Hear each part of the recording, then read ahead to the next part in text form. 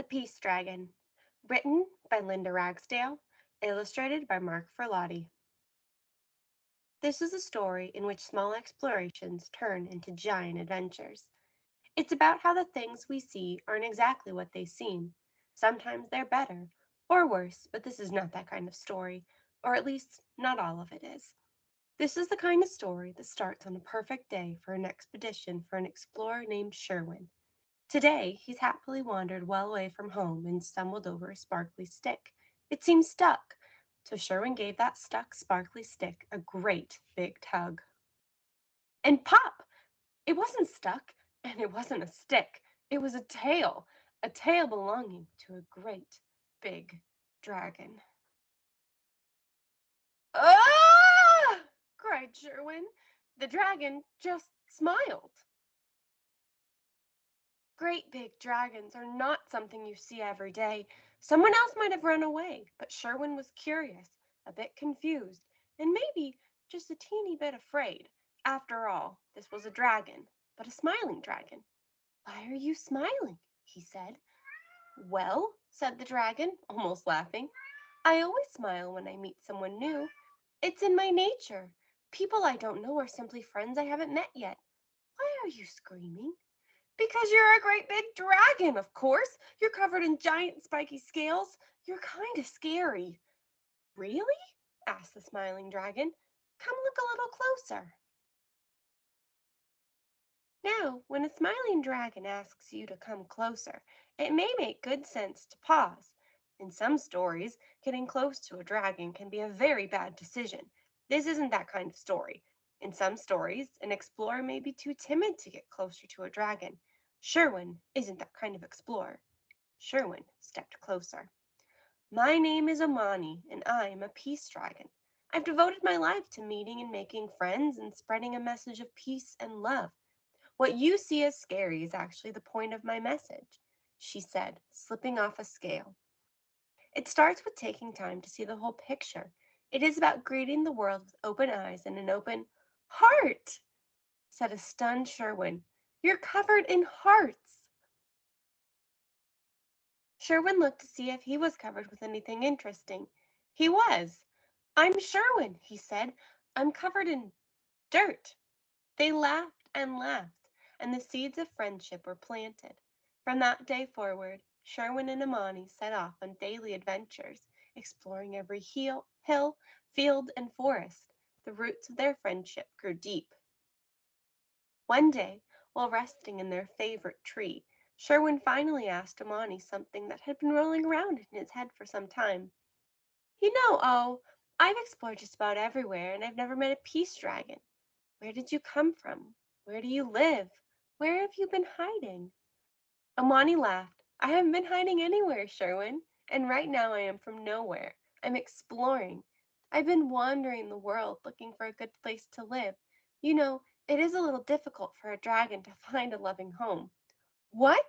You have no home? Sherwin was stunned. You've got to come live in my village. You're going to love my friends. Amani smiled. Thank you, Sherwin. That's certainly big-hearted of you, but I'm not sure this would work like you're thinking. The people in your village might not like it if you bring home a dragon. Dragons can be very scary. Remember, even you screamed when you first saw me. Omani had a point, but Sherwin was too excited to listen. All he could see was his friend. You're not scary at all. You're a peace dragon, Sherwin said. You're made of hearts, and so are we. You'll see. Come on. Sherwin headed toward his village, assuming Omani would follow, and follow she did. At first, a bit skeptical, but then excited herself. Maybe this time, she hoped, because this is that kind of story. Meanwhile, back in the village, everyone was going about their day as usual. A usual day consisted of people chatting in the streets, working together, lending a hand, and really just being nice to each other. They were people with kind hearts, just as Sherwin had described them. Sherwin was so eager to introduce Amani to his friends that when he spotted the statue in the middle of town, he couldn't wait any longer. Race you to the statue, he shouted. Sherwin dashed away. Amani raced after him. Although the villagers in Sherwin's town were really great people, when they looked up at that and all they saw was Sherwin being chased by a great big dragon, and the dragon was catching up, they jumped into action. The villagers quickly formed a mad, muttering mob, mashing and smashing into each other as they prepared to battle. Ah! It's a beast! Sherwin will save you! It's hideous! Terrifying! Arm yourselves! Prepare to attack! Stop!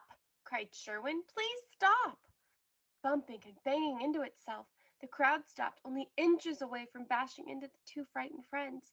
This is my friend Amani, Sherwin explained. She's a peace dragon. Dragons aren't peaceful. Dragons are scary. Dragons are nasty. Nobody was listening at all until. Wait! Look! Said one gentle voice in the crowd, pointing at their shadow. Are we a nasty dragon? The whole crowd fell silent as they looked. They were the only nasty dragon in sight. Slowly, the villagers began shuffling apart, and the shadowy shapes became friendly, familiar faces. Sherwin showed them Amani's scales. She's made of all hearts. Sherwin told them why they were running. We were racing to meet you. And very quickly, that great big dragon disappeared, and Amani, the peace dragon, appeared. The villagers' eyes were opened, and they could see what Sherwin saw. They felt their hearts turn toward love. Amani felt their love too. She had finally found a loving home. Sherwin and Amani kept exploring, and whenever they went, they shared Amani's message. The village embraced her message too. You might say Amani became the heart of the village. In fact, Amani's message is also the heart of this story, and hopefully one day it will be the heart of this world.